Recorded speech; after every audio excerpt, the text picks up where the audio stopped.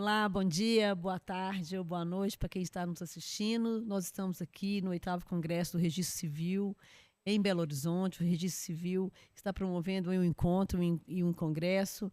E ao meu lado e à minha frente estão 3 registradoras civis maravilhosas que levam cidadania para as pessoas, então eu vou apresentá-las. À minha frente está Letícia, que é do Cartório de Registro Civil de São Gabriel da Cachoeira, no Amazonas. À sua esquerda está a Geisa, que é do Cartório de Registro Civil de Barcelos, também no Amazonas. E à minha direita, ao meu lado aqui, minha colega, que é do Cartório de Registro Civil aqui de Minas, de São João das Missões. E nós estamos aqui hoje para falar de cidadania, porque as duas amazonenses que aqui estão, embora uma delas seja mineira, não é isso, Letícia? Estou aqui para contar um pouco da história delas e da vivência delas, de levar o registro civil para as pessoas que estão distantes dos grandes centros. Então vamos começar com você, Letícia. Conta para nós assim um pouco da sua experiência, como é ser registradora civil lá no Amazonas. Vamos lá. Sou de Pouso Alegre, né, Minas Gerais. Assumi em São Gabriel da Cachoeira, estou lá desde 2020.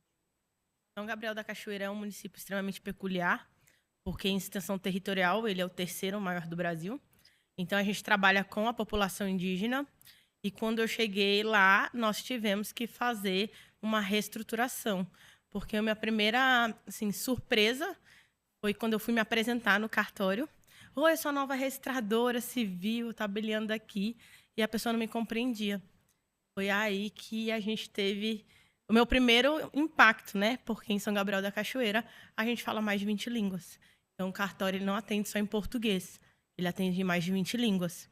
Então começou todo um processo, né, de reestruturação, não só levar a cidadania, porque a gente tem que entender que não há como você garantir cidadania se a pessoa não é compreendida. E fazer com que ela falasse português era violar os direitos dela, porque a língua materna dela é outra. Então, eu tive que treinar minha equipe. Hoje, todos são tradutores, a gente atende mais de 20 línguas, para que a gente pudesse começar o caminho chamado cidadania. Então, desde então, eu amo fazer isso, né? Sair de Minas não é outra realidade, né? Então, eu tenho 750 comunidades. Então, dentro do meu próprio município, a gente não atende. A gente criou, né, mecanismos que a gente não... tem comunidades que ficam há 15 dias, né? São Gabriel posso falar do centro urbano. Peraí, repete para nós, há 15 dias. Ok. Então, a gente faz o atendimento nas comunidades. Então, a gente começou a levar o cartório, os atos de registro civil às comunidades. Então, a gente usa o transporte fluvial, o transporte... A gente vai, eu brinco por céu, por terra, do jeito que dá. E a gente sempre chega, né? Então, criar esses mecanismos no Amazonas. A Geisa é minha parceira aí de calha, é o que nós fazemos aí, as comunidades, é levar a cidadania. Agora eu vou deixar ela falar um pouquinho, porque senão eu falo tudo. E em São Gabriel da Cachoeira a gente tem mais de não só o português oficializado, né? Então, outras línguas também são oficiais. Então, a primeira impacto, eu acredito, é você sair daqui concursada sem saber o que te espera. E entender que o cartório teria que atender todos os atos, que a gente é ofício único, em mais de 20 línguas, foi o primeiro desafio. E deu tudo certo. E agora nós caminhamos nessa trajetória de levar a cidadania. Tenho certeza que é uma trajetória bonita, de muitos desafios, né? Que requer não só o conhecimento jurídico e técnico, mas uma habilidade para lidar com as pessoas, lidar com pessoas diferentes, né? Você que é aqui de Minas, não tem essa realidade, até que imagino que você não tenha tido essa realidade vivenciada até ir para lá. Né? E vocês estão de parabéns aí. Vamos ouvir um pouquinho da Geisa. Geisa, conta para nós aí como é. Você é amazonense? Sou filha dessa terra linda, enorme, gigante por natureza e que nos exige, né, enquanto registradoras civis, uma resiliência que vai muito além do dia a dia da serventia, porque nos incentivou a fazer um registro civil diferente. A fazer um registro civil pensado no contexto social onde nós atuamos, a fazer um registro civil que tem alma e tem coração. Porque o registro civil, ele é isso. Quando eu cheguei em Barcelos em 2021, junto com a Letícia, nós somos não só colegas de calha, mas de transição, porque ela removeu e eu assumi Barcelos, né? Então, ela me transmitiu o acervo de Barcelos. Então, a nossa conexão, digamos assim, já vem desde a transição do acervo. E quando eu cheguei em Barcelos, a Letícia já tinha me alertado sobre isso, ela já vinha construindo um trabalho de um registro civil mais humano, de um registro civil mais participativo. Quando eu chego em Barcelos e eu vejo uma população recente contato, que é a população indígena Yanomami, passando fome, sede e frio, e ninguém sabia me explicar como que aquilo acontecia, mas que aquelas pessoas estavam ali em busca do seu registro civil e precisavam desse registro civil para conseguir benefícios, para conseguir sobreviver. Fui, busquei as instituições responsáveis para entender o que era aquilo e por que aquela normalização do sofrimento. E eles não sabiam explicar, não existia uma cadeia, uma continuidade, não existia, antes da Letícia chegar e ato contínuo da minha chegada, a figura do registrador civil enquanto articulador social. Enquanto profissional do direito, até mesmo, que consiga explicar para aquelas pessoas que aquilo é um direito, que elas podem ter acesso àquilo, e não da maneira que todo mundo fala, burocrática, difícil, que o cartório está de portas abertas para atender e atender da melhor maneira. Então, assim, a gente resolve reconstruir a história do registro civil, só que até esse momento eu não sabia que eu não ia reconstruir a história só daquelas pessoas.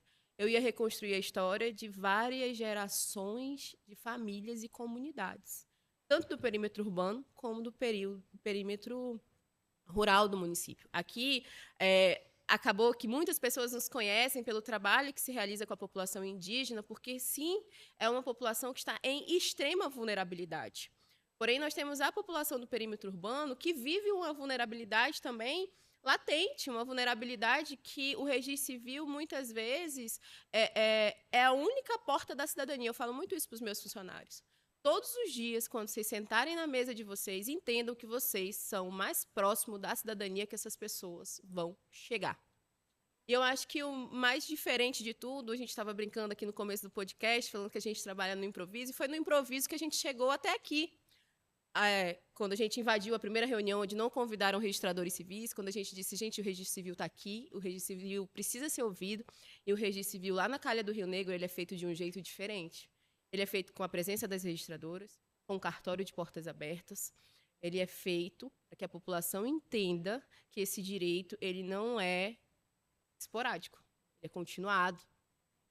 E eu vou falar algo que eu sempre falo para todos, né? A minha esperança, quando a gente participa desses congressos, quando a gente viaja o Brasil, e a gente começou esse ano um pouco mais, né, Letícia?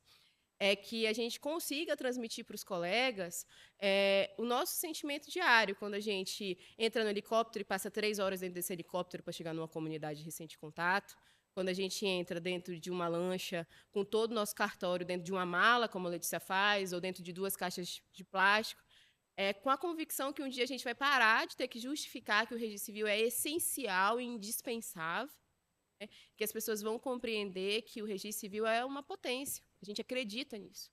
Que a gente permeia, a nossa transversalidade permeia direitos humanos, garantia de direitos, afasta, muitas vezes, a exploração sexual infantil, o trabalho infantil, porque muitas crianças não conseguem acessar a escola na nossa região porque não tem registro de nascimento.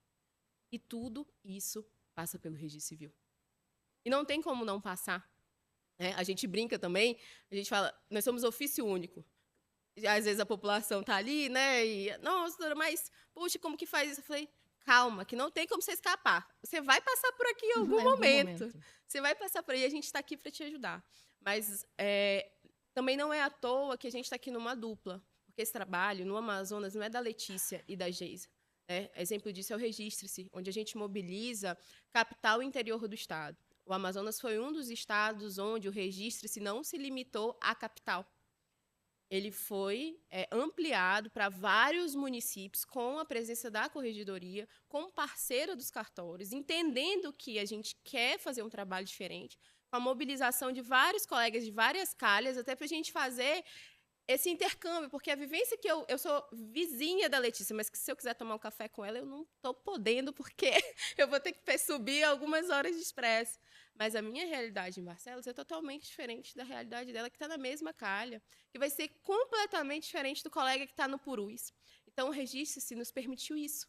nos permitiu que o colega, às vezes, que está lá na capital, entenda que o colega que está no interior não tem a mesma possibilidade que ele tem, que vai ter muito mais dificuldade que ele tem, mas que a gente vive as mesmas cobranças, às vezes as mesmas dificuldades, a depender do contexto social. Então, no Amazonas, a gente aprendeu um registro de mãos dadas, onde a gente aproveita a oportunidade das grandes ações para chamar os colegas, para somar e para se transformar um pouquinho. Ontem eu tive o prazer de conversar antes com a Cláudia e a gente compartilhou de um sentimento, né? O registro civil, ele é um sentimento. Quando ela disse assim, cara, eu não consigo negar uma gratuidade. Eu falei, também não, sabe por quê? Porque eu sei que essa pessoa não vai ter para nada amanhã. Porque quando a gente chega nas comunidades, você pode ter a certeza que eles vão te dar o pouco do tudo que eles têm. Porque para eles é o melhor e você merece o melhor. Então eu não posso fazer diferente enquanto registradora civil. Eu não posso dizer um não, eu não posso dizer volta depois. Não posso, né? Básico para que a partir daquele ali seja no INSS, né, um benefício, ele precisa emitir um documento de identidade. E às vezes ele quer só a felicidade de existir. Sim. De saber quem ele é num documento. Boca do Acre, a gente teve uma situação, e foi nesse intercâmbio de colegas, porque a colega atua em outra Cali, que é no sul do Amazonas, que é um contexto social totalmente diferente, onde o senhor chegou com um pedaço de papel igual a esse, com o nome dele anotado, a data de nascimento, era só o que ele sabia da vida dele.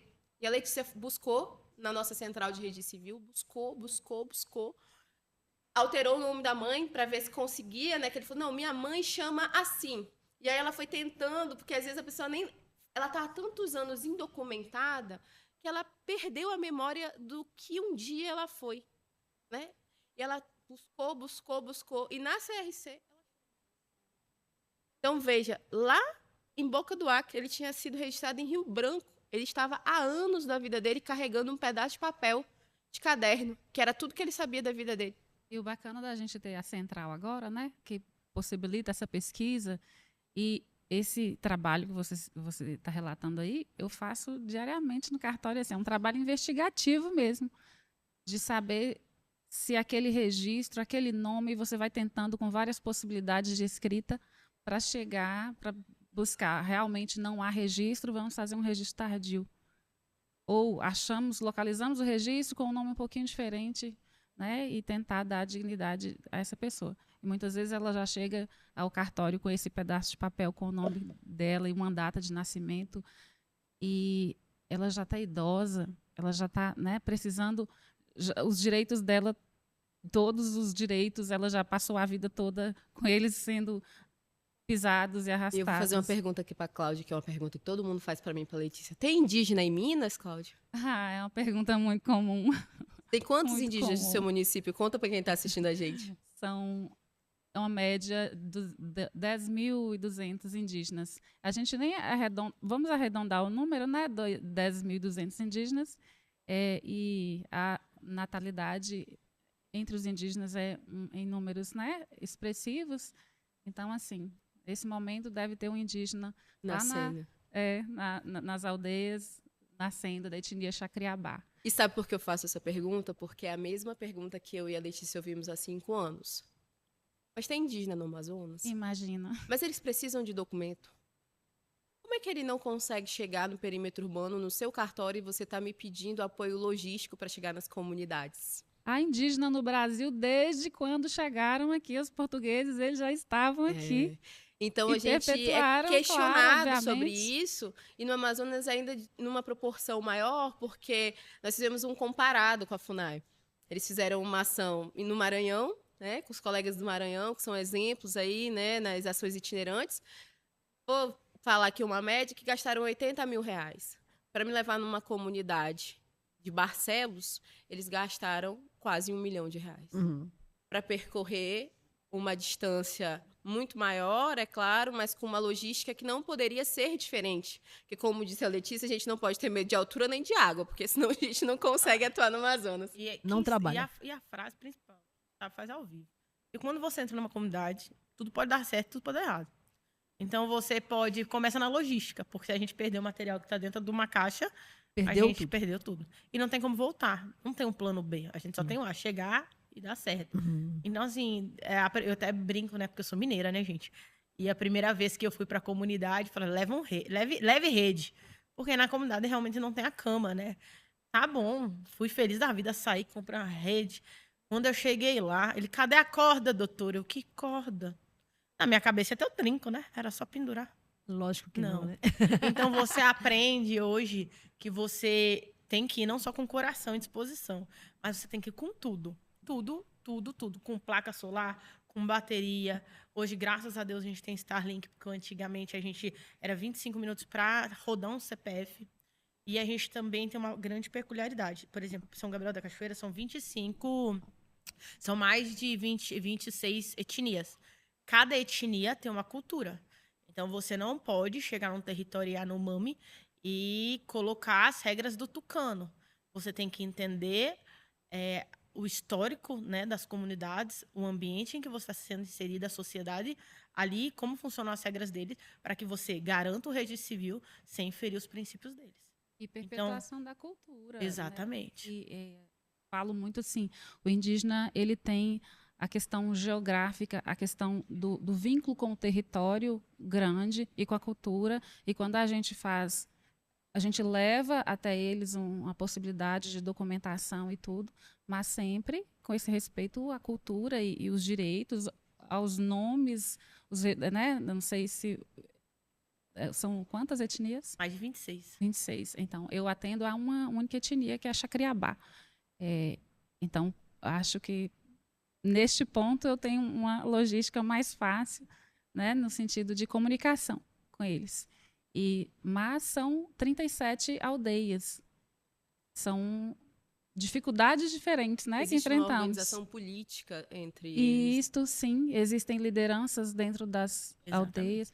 E a gente tem de chegar a essas comunidades e fazer um diálogo bom com eles, para a gente ter uma receptividade boa, né, nas comunidades, para que a gente possa adentrar as comunidades de forma tranquila e dialogar com eles de forma que não vamos lá modificar a cultura, nós vamos lá, muito pelo contrário, é perpetuar a cultura. Né, hoje em dia, eu recebo cartinha solicitando cartório nas comunidades. A gente recebe cartinha. Onde as lideranças requerem a presença do cartório. Eles dão um jeito de chegar por enfermeiro do DICEI, vem as cartinhas solicitando os atendimentos. Pois é, e quando isso acontece, a gente tem certeza de que a gente está no lugar certo, exatamente, né? Fazendo a coisa certa, porque registro civil é isso, né? Trabalhar com as mãos e, sobretudo, com o coração, né? Coração. E a gente fala muito isso. Nós temos registro, nós somos únicos, né? Então a gente exerce todas as atribuições, mas o que faz o coração bater e a alma vibrar é o registro civil.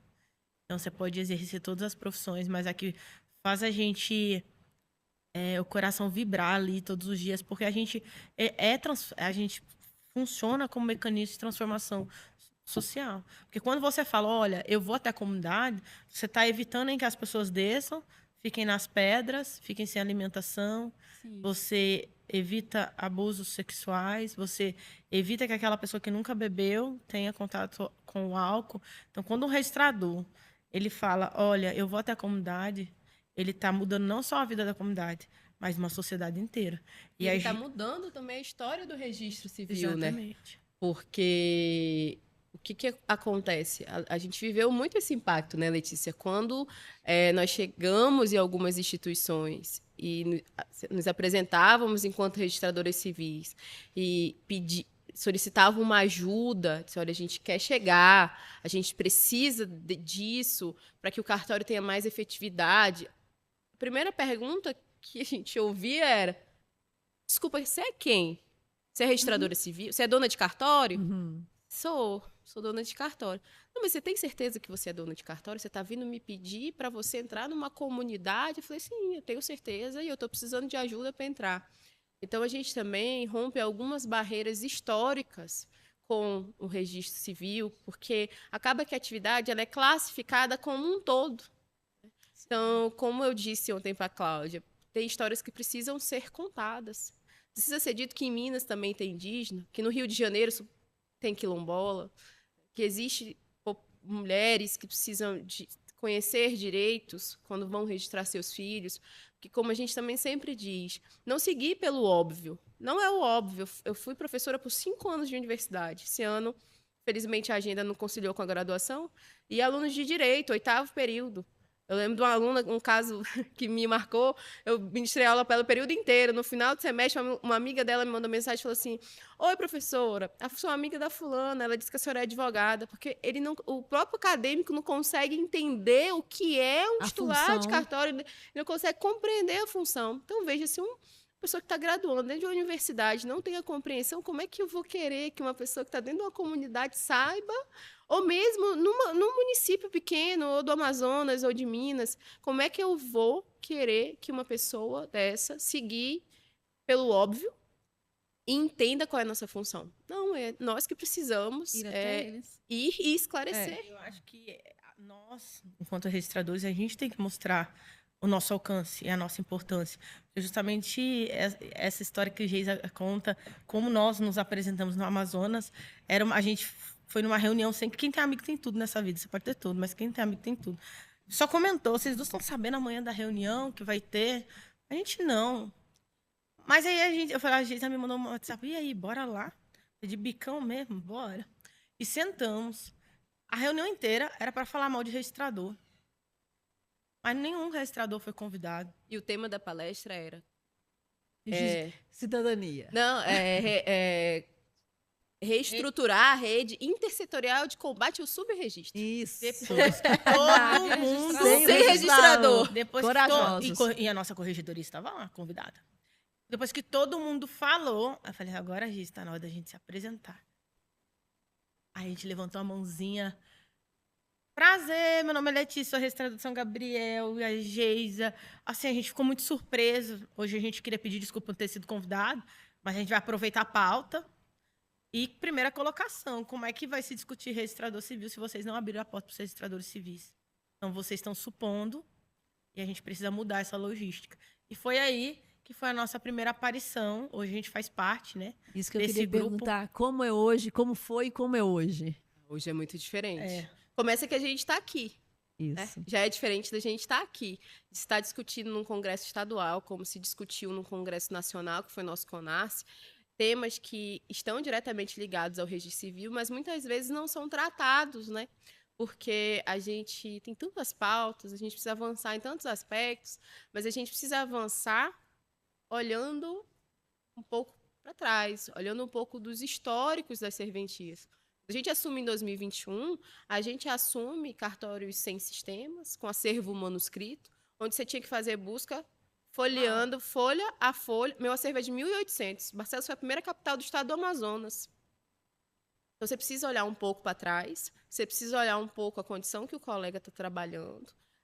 Mesmo que ele não seja um colega deficitário, como é o nosso caso, não somos, mas trabalhamos dentro de um contexto que exige de nós muito mais atenção, muito mais empenho, para que a gente consiga equalizar e equiparar uma boa prestação de serviço. E hoje, se você for no meu cartório, ele tem internet, ele tem água, tem cafezinho para os clientes, ar-condicionado, está todo reformado, todo novo. Mas isso foi a mesma coisa, Letícia, único, exclusivamente empenho nosso de fazer a coisa dar certo. Pegar anos de trabalho e dizer, não, vamos São João das Missões também. Vamos fazer isso dar certo. E né? Nós trabalhamos muito com gratuidade. Não é nosso serviço. A Letícia, falando ontem, né? Tá difícil garantir tantas gratuidades, mas aí a gente pega um serviço como o nosso, assim, nós precisamos muito das gratuidades.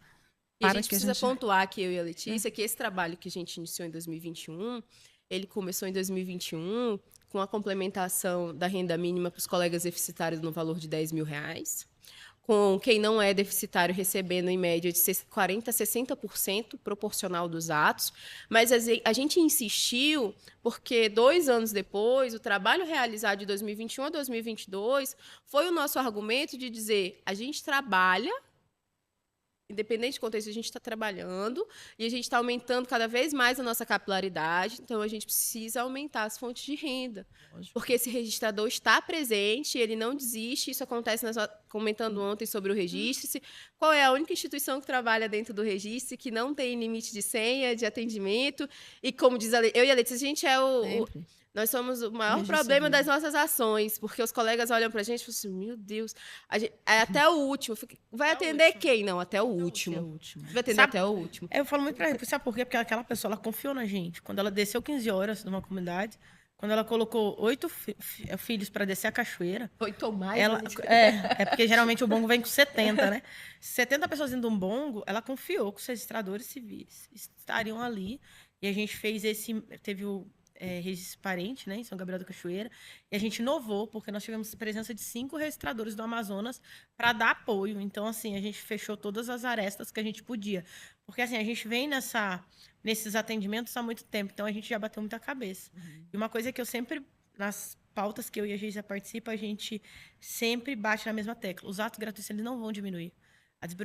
Você desburocratizar o sistema é o caminho. Então, nós vamos ter mais trabalho, mas nós temos que garantir fontes que também aumentem, para que a gente consiga ter cada vez mais o trabalho garantido. Não é pensar em não vou dar uma gratuidade. Não, eu vou sim, eu vou aumentar, porque cada vez mais nós vamos ter mais atos. A questão é, vamos fazer com que todos tenham vida digna, ressarcimentos dignos. E a gente está trabalhando nessa pauta desde sempre. Nós somos o primeiro estado a conseguir a gratuidade para a etnia.